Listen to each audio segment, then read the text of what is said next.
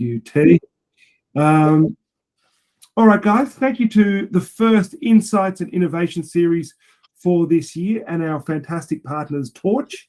I'm going to hand over to the team, but they're going to be talking about some great research they've got about engagement en route to engagement, I think it's titled, and it's some fascinating research into consumer behaviour for commuters, but particularly in the post-COVID world. I think everyone needs to kind of support it and understand a little bit what's happening in the new world now that we've kind of emerged. So without further ado, I'm going to hand over to the Torch team as they kick off. Over to you guys. Thank you very much, Sam. Happy New Year to everyone, and thank you so much for joining today.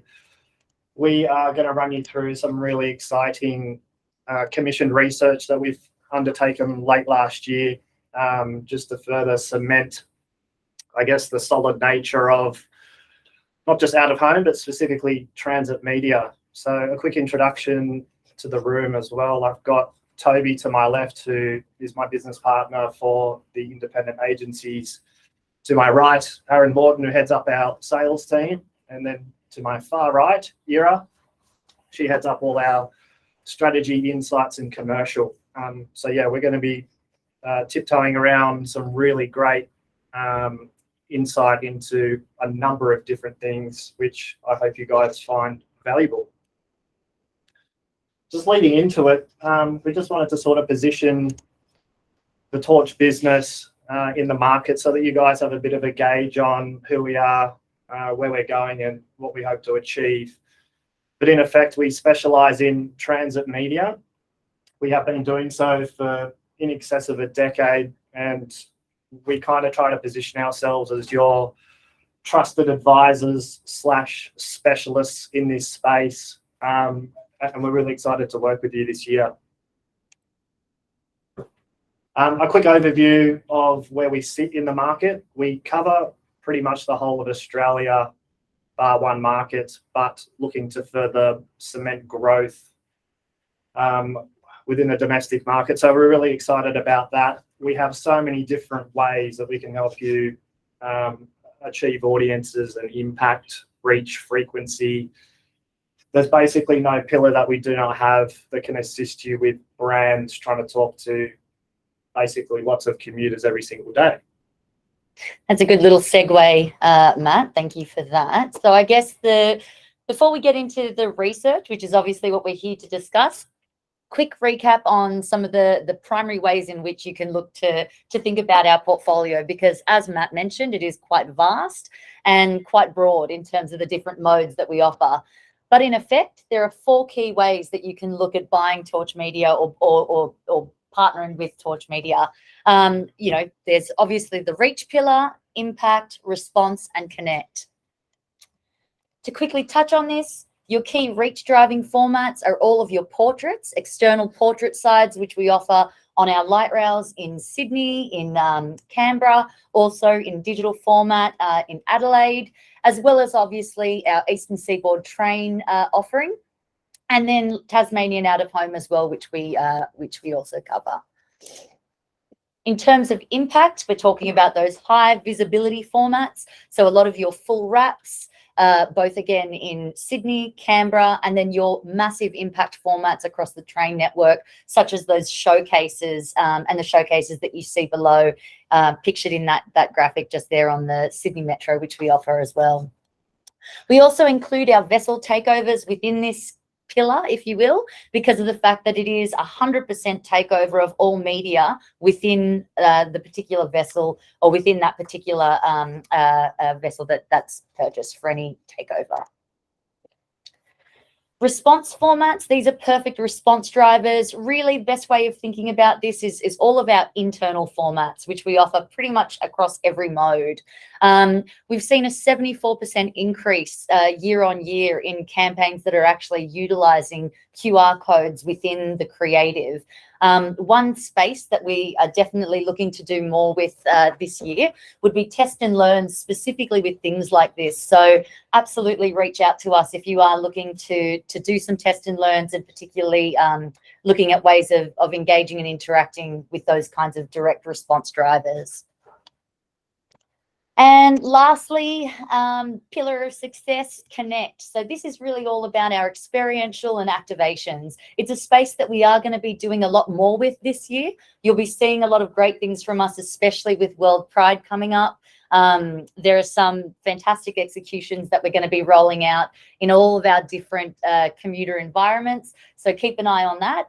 We'll obviously have things that are shared through to you all as well, so that you've got them for your reference. But the reason why we like to include this, and I guess especially as a kind of precursor to whatever we look to present, is as a way of reminding everyone that you can come to us for not just your standard media packages and options, but also for things that might be a little bit outside of the box. We've got great relationships with all of our commuter, transport partners. So definitely let us know if you are looking to engage with those, valuable commuter audiences. Finally, just quickly looking at the main things that are basically asked of us and some of those key USPs of ours. We tend to set ourselves aside, obviously, in the fact that we're transit specialists. We're also quite unique in the way in which we operate. We don't hold you to be booking by lunar start dates. We're incredibly flexible with start dates, and we aim to basically provide as much agility and flexibility as our clients need. That also comes down to artwork deadlines. Instead of the standard 3 weeks prior, we tend to ask for 2 weeks, but again, we've been able to turn around massive executions in a matter of days. We don't encourage it, but we can do it. We also don't charge any additional fees for providing more than one creative execution. We strongly encourage it. So we try to encourage all of our clients to think creatively about the space. And we're more than happy to obviously also assist in terms of the creative setup for your campaigns to make sure that they're tailored to the transit environment. And lastly, skewing to specific audiences. Again, being the experts and having the kind of coverage we have, send us the brief, let us know who it is that you're looking to target, and we've got a wealth of resources and materials that we're able to use to try to tailor your response as needed. So without further ado, let's discuss this amazing research piece, which we're here to talk to you about today. As Sam mentioned, we're titling this Enroute to Engage, and the whole point of this research was to really understand the effectiveness of transit media, especially in a post-COVID world. In a nutshell, what we were really looking to do was challenge all of the misconceptions that might have been there, because the lived experience that we have within the industry tends to be a little bit different to what we're actually seeing play out in front of us.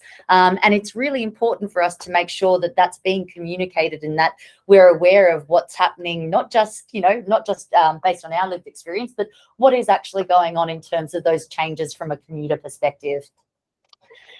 We decided to partner with GfK. And this was a process where we looked at a bunch of different research partners and ultimately chose GfK because of the fact that they have so much experience in this space. They've worked with massive brands, including different transit authorities themselves and state governments, Woolworths, Google. So they were very well placed to be working with us on this study. And I'd be lying if I said that the intention was always to roll this out in 2022.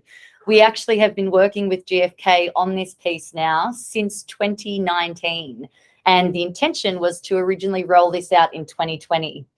As a result of the coronavirus pandemic, we obviously needed to push this back.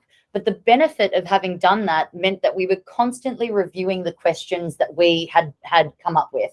So the questionnaire was constantly being adapted as we could see these shifts taking place before our eyes over the last 2 years.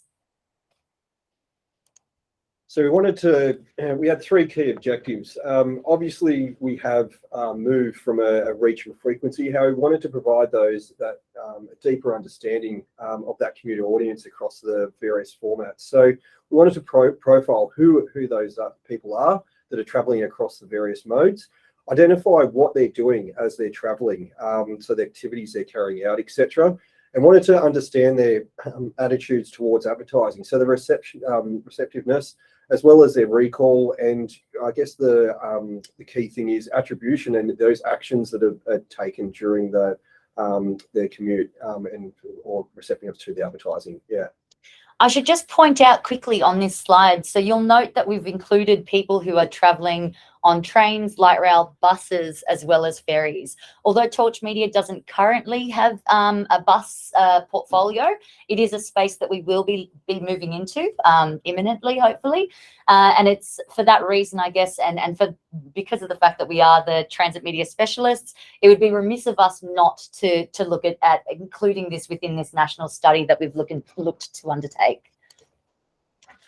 In terms of the methodology, so it was a 15-minute online quantitative survey that was distributed. The questionnaire was designed collaboratively between ourselves and GfK over the course of the last 2.5 years, as I mentioned. Fieldwork ran from the 4th of October through to the 19th. And in total, we had 527 respondents who were unique in that they were regular commuters. So they needed to have travelled at least 3 times per week using one of those modes that was referenced. So trains, buses, ferries, and trams/light rail. We looked to make sure that they were 18 plus, and it was key that we were only talking to those in metro areas at the moment. So this doesn't actually include anyone from our for example, Canberra, but it's very much something that we'll be doing bespoke research into in terms of those other areas that we cover, and that'll be something that is rolled out later this year. I won't spend too long on this, but this is just to show you that in terms of the respondent demographics, we tried to get a sample which was representative of the Australian market. So you can see here in terms of that split and where we've looked to take people from in terms of where those respondents live, it's very much in line with what we would expect to see from ABS data. So firstly, looking at their media consumption in terms of what media they commonly interact with within 24 hours before they look to commute. So daily, what is it that they're mainly doing in terms of those other media that they watch, use, and listen to regularly? 80% of our respondents have watched some type of TV content on any device within the last 24 hours. That obviously includes streaming, free-to-air, pay TV, and video on demand. 70% of them looked at some type of digital content online. 60% of them listened to some type of audio content. And only 28% of them looked at some type of print content. So not too many surprises there. And again, very much in line with what we understand to be true regarding media consumption. One of the interesting insights that we found immediately was we knew that obviously our modes catered very well to those core buying demographics of people 25-54. But what we actually were really interested in seeing and were pleased to see was that there tends to be a bit of a misconception in terms of commuters and their personal income. But what we were able to see from our study was that 29% of the commuters using our assets are actually considered to be high income earners who are earning in excess of $130,000 per annum. That index is much higher on modes such as the ferries, where we know that based on the geographic coverage of where these people are coming from, they tend to be more your OG 1-2 audience. So it's great to actually have the research that backs that up. And 64% of all commuters using our assets are aged between 25 and 54. Again, with that indexing much higher for those catching light rails or trams and ferries.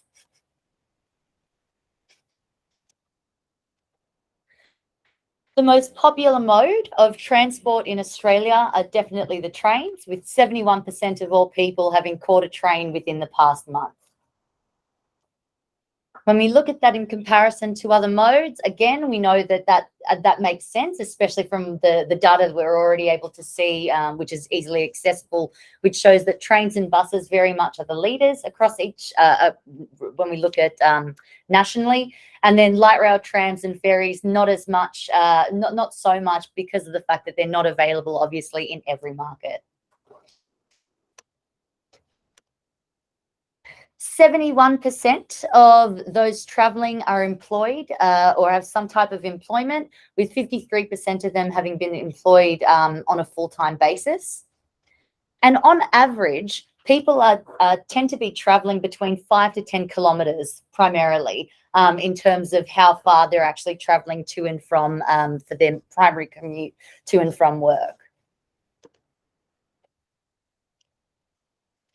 This was something that we found quite interesting. So the last time Torch Media undertook some type of a research study into the effectiveness of transit media, what we saw was that the reason for travel was primarily for commuting purposes to and from work. Having shifted, obviously, given all of the changes that we've seen take place over the course of the last few years, there's been a real shift in that people are now traveling more for recreational purposes or for leisure than they are just purely for commuting. The reason why that is obviously quite powerful is because we know that when people are traveling recreationally, they tend to be more open-minded. And it's that open mindset which obviously allows them to basically absorb those advertising messages that they're being fed across those various modes. We can see that, especially when we look at modes such as the ferries, this over-index is significantly higher for those who are catching the ferry, mainly for leisure or recreational purposes, rather than just for commuting. Again, which really speaks to that mindset that they're in when they're actually traveling on those modes.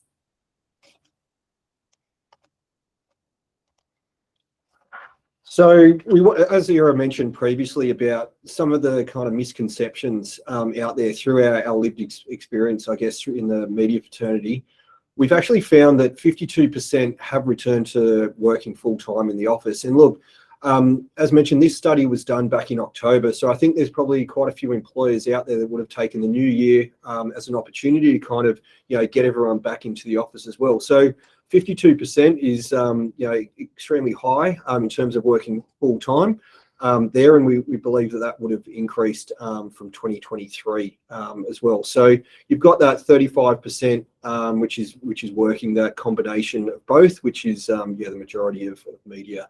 And we're finding that those hybrid models are kind of like a 1 day at home a week. So the crossover there, I think to Aaron's point, we're going to see a shift to a little bit more full-time work. Which again is going to obviously increase our footprint in terms of eyeballs. So what are they doing when they're traveling? When they're waiting, typically what we find is that the majority of commuters tend to wait up to about 2 to 5 minutes, mainly for their services. But really that can extend anywhere between 2 to 10 minutes, depending on the type of service they're looking to take and also the type of trip that they're taking. In terms of what they're doing while they're waiting, no surprise to many of us, but obviously they're browsing the internet. This speaks very nicely to the synergies between that offline and online strategy. So really connecting things like, what we can do with mobile geo-targeting and obviously what we're able to provide from a media point of view in terms of what they're seeing while they're waiting there. So we can see there that 45% of them seem to be browsing the internet. 39% are apparently daydreaming, but you can see there as well 36% listening to music, and also that includes podcasts. So there's a lot of opportunities to be engaging with commuters, not just based on, as I mentioned, it's really about that combination in terms of looking at a whole approach and a holistic approach, taking online and offline. In terms of what they're doing while they are in transit, again, very similar to what they're doing while they're waiting. So 48% of them are browsing the internet, 38% of them are listening to music or a podcast. And what we can see is that depending on the mode that they're traveling in, that tends to actually over-index. So for example, trams at 60% and trains at 58% respectively for browsing the internet. A lot of this comes down to the fact that they tend to be traveling slightly longer distances and therefore have the availability to do that more readily. Shopping habits. Aaron, did you want to talk to this one? Yeah, absolutely. So look, throughout the transit sort of experience, the commuters as they're going to work or on their leisure travel. I mean, there's obviously those certain categories like groceries, drinks, fast food, snacks, which are, I guess, are not surprising in terms of what they're purchasing throughout their commute. However, what's interesting is that you have clothing there. So it's what it demonstrates there that obviously that browsing the internet, shopping online, etc., is extremely high due to that sort of me time that they're having on the interiors. And then again with the ferries, it's over indexes significantly from that perspective too. So in terms, sorry, go. He's getting excited. Yeah.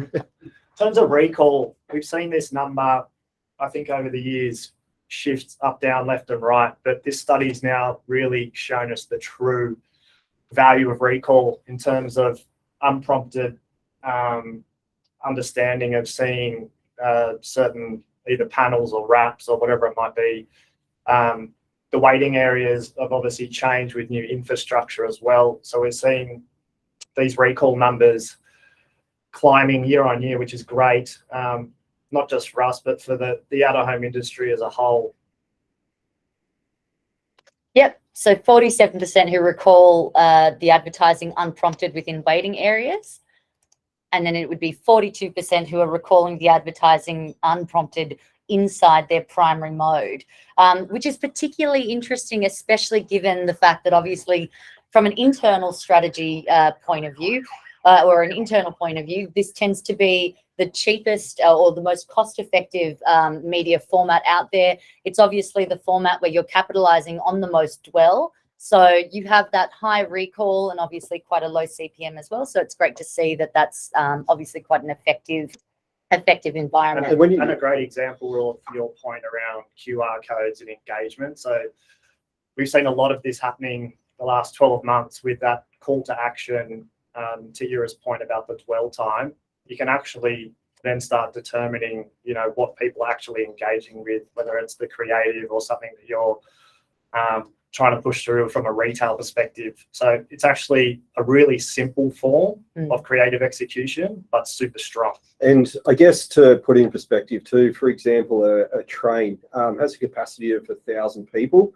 So it's not as though you have, small audiences on the internals there as well. So you're able to capitalize off the high dwell as a lot of eyeballs there too.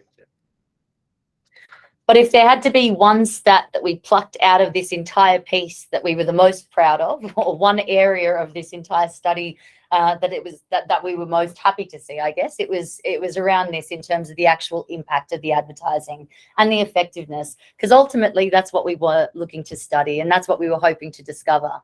What we were able to find out was within 7 days of having been exposed to a transit ad, 71% of people take some form of action.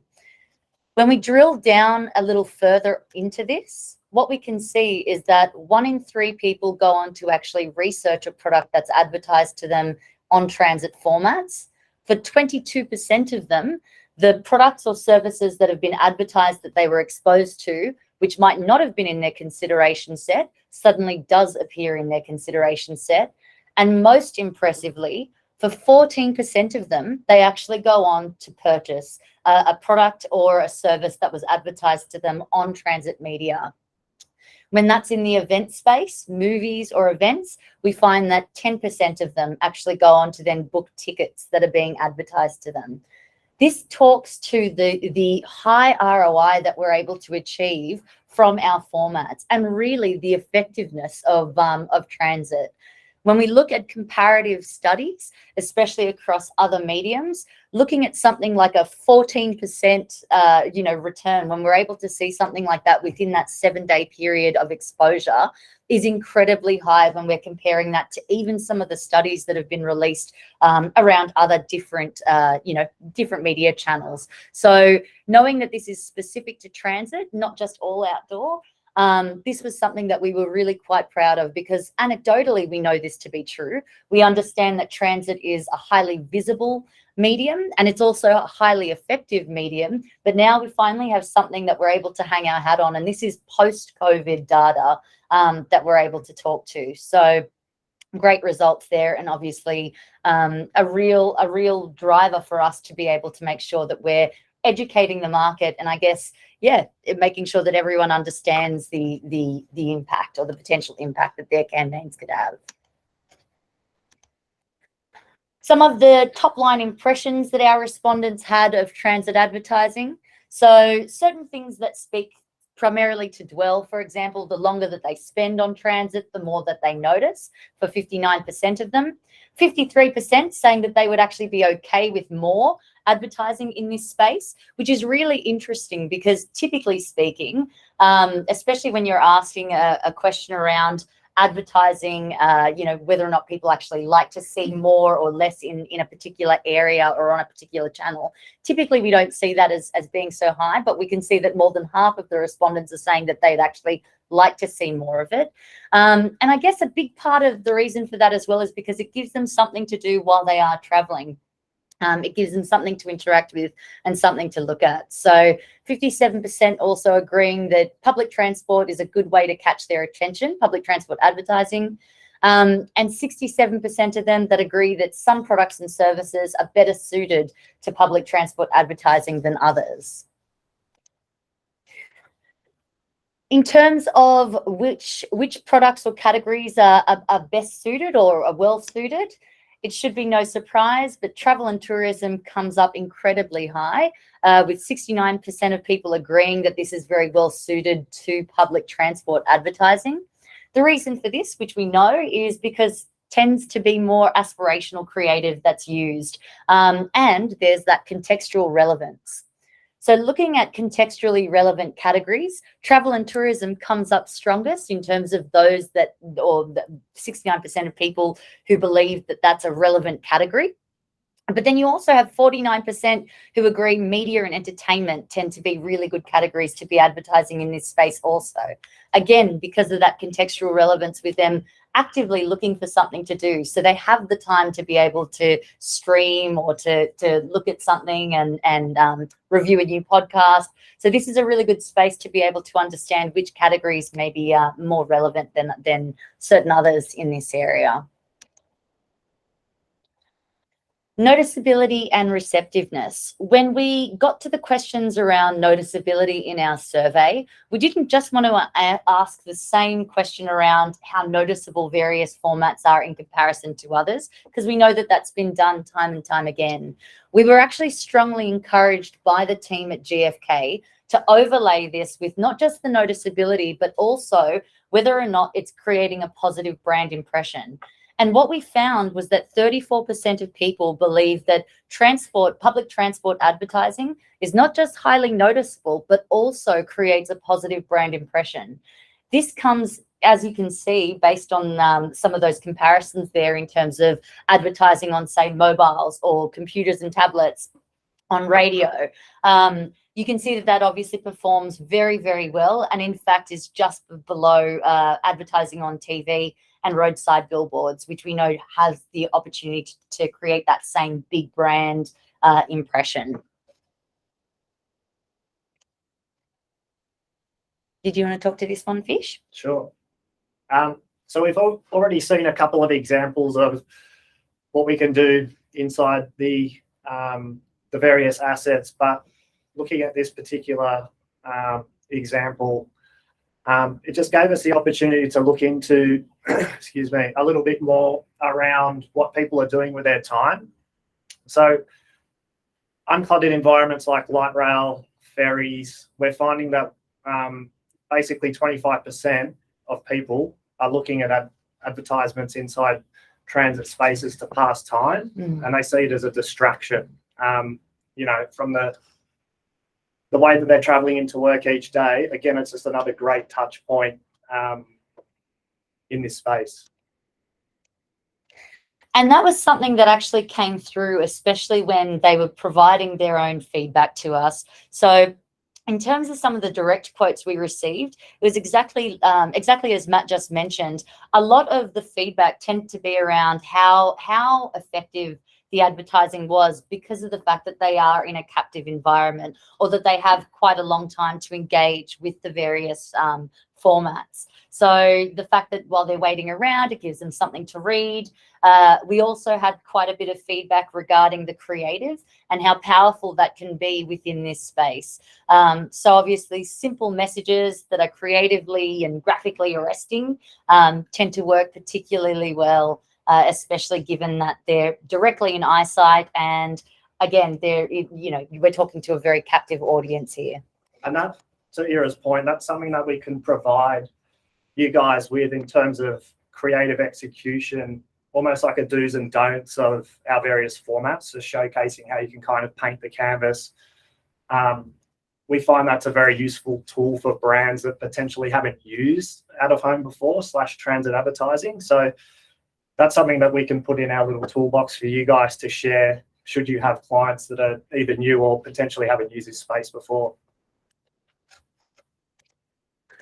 So some of the key takeaways in terms of the way in which we travel, we know that private vehicle use is obviously number one, but when it comes to public transport specifically, trains are very much the leading mode of public transport around Australia. So, and then that's closely followed obviously by bus, and then light rail and tram after that. 64% of commuters who are using our assets are aged between 25 and 54, and 29% of them are high income earners with a personal income exceeding 130,000 per annum. Across all modes of public transport now, people are mainly travelling for leisure, followed then by their commuting to and from work. The increase in recreational travel means that commuters are in a more open mindset and therefore have more of a positive impression of public transport advertising. 87% of all people who are travelling visit the office in some capacity each week, and 52% of them are working from the office full time, which directly challenges our lived experience within the media industry, where we might have more flexibility than that. And on average, more of us tend to have a flexible working environment for at least up to 1 day a week, as Matt mentioned. But this is definitely not the case in terms of the people who are largely out and about commuting. On average, commuters tend to wait between 2 and 10 minutes for their services, and they're primarily checking emails and they're browsing the internet while they are waiting for their service, and also while they are in transit. 47% recall having seen an ad in the last month in the waiting area unprompted. Awareness was particularly stronger around the 25 to 34 age demographic. And we found that to be true across a lot of the questions that we asked. So definitely those younger cohorts, millennials and Gen Z, tend to be really receptive to this medium. And 71% report having taken some form of action after having been exposed to transit advertising in the last 7 days. 1 in 3 of them go on to research products or services that were advertised to them, and 14% go on to then make a purchase of a product or service that was advertised in this space.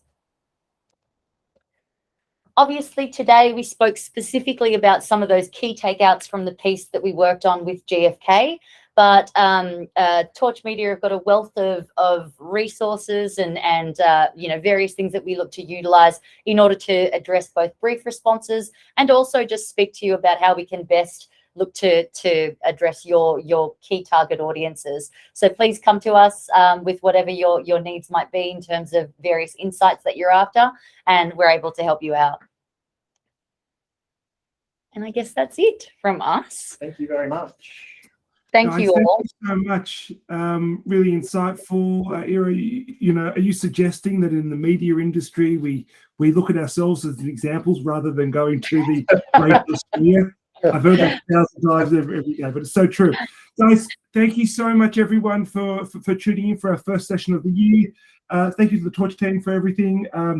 Toby, Aaron, Matt, Ira, thank you so much for your input today and kicking us off for the year. Yeah, thank you, Sam. Just a reminder, Clean Up Australia Day is going to be the 28th. You'll see announcements about that. If any agencies are interested in participating, let us know.